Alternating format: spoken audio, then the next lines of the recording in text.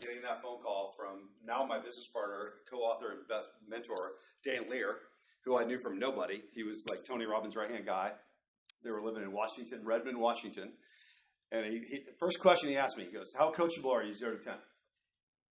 Now, what would you say if I said that? 0 to 10, how coachable are you? I don't know. Well, if you didn't know, what would you say? 10. I know these patterns. I have to excuse myself. I can barely hear from this year. Okay. Sorry. 0 to 10. 10? You're 10. So you're perfect. Oh, no. You can leave the room. You're good. No. 0 to 10? 7. 7. I'm going to say 0. 6. I'm like An an 8. 8? Who's like a 9? Who's a 9? You're a 9? So what's your story, my man? I'm very coachable. Yeah. So why not a 10? Because nobody's perfect. Boom. But I'm close. Boom. I can tell. I like this guy. He wears shades inside. I like him. Where's his feet? 0 to 10. You never arrive. This is human being. I didn't know this at the time when Dan's asking me this question. I'm on a phone call. By the way, we were living in Mission Beach at the time. I get this phone call. We had the red phone. If you remember the red phone, had a cord on it. Mike, the one you guys used to laugh at me about, calling everybody at late night, right? Corded phone, landline. I get this phone call, and I run out, and I get on this phone. He starts grilling me. How coachable are you? What's your next level? How do you define the next level? What's your purpose? What's your why? I'm going, what the hell is this? I'm just graduating from law school trying to figure out what my next job is, but this guy's grilling me about what's the next level. How coachable are you, right? But there was that moment. It's those moments in time. They say a decision happens in a moment. You know the word decision? What's the base root of decision? Decision, which means what? To cut.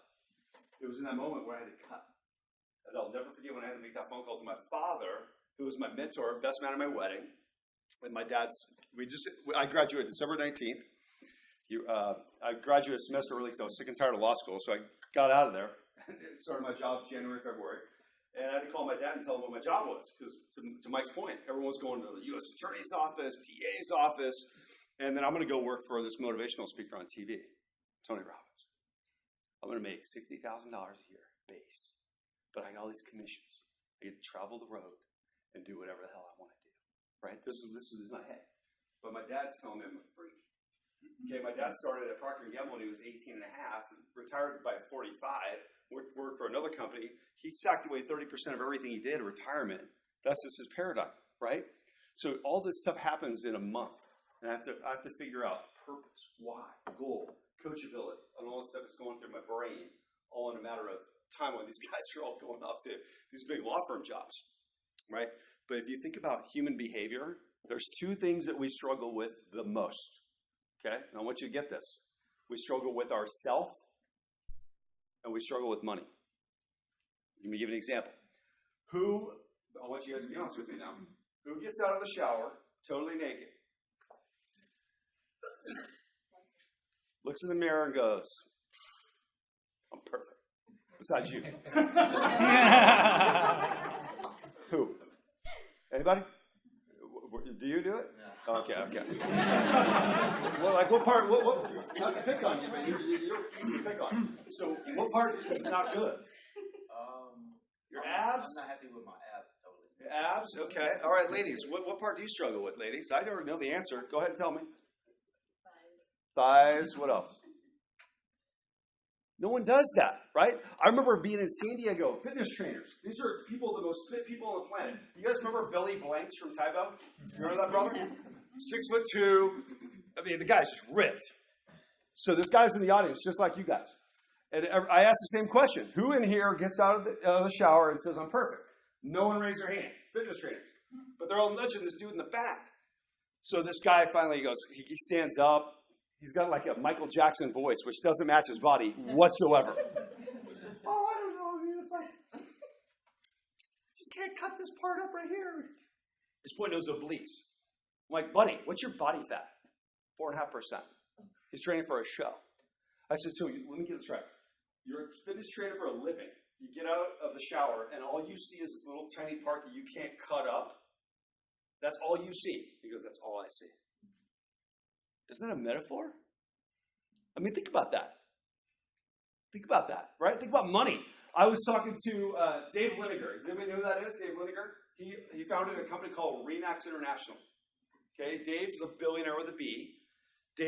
I'm so proud of Dave. He's like, in his 70s, started that company in 1972, him and his wife.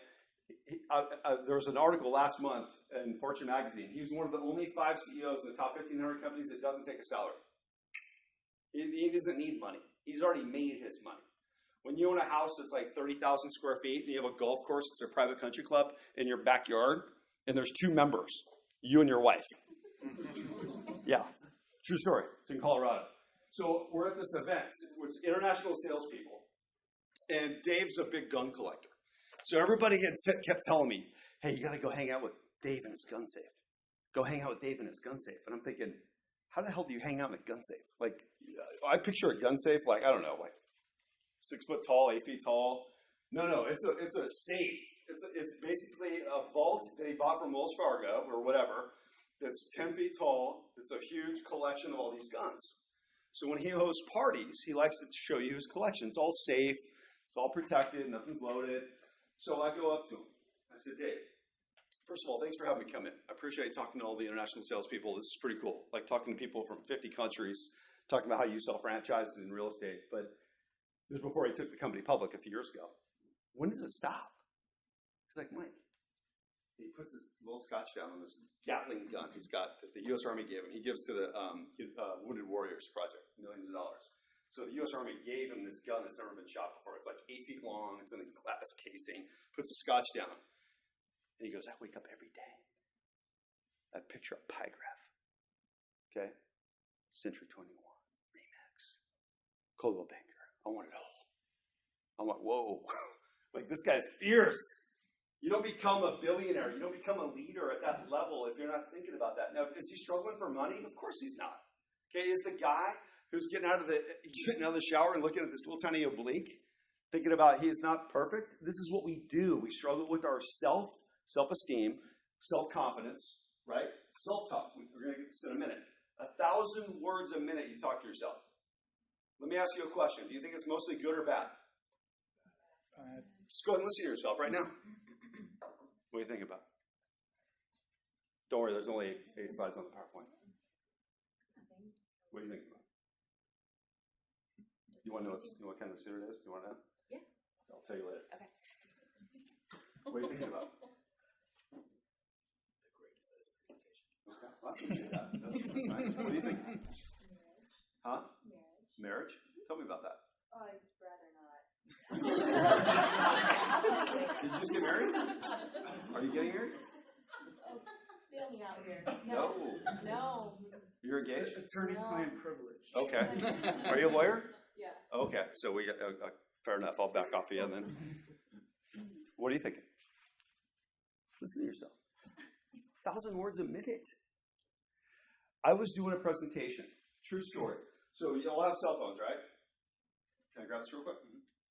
Don't worry, I won't show it off. So Gary Tucker, he is a CEO. He used to run Motorola.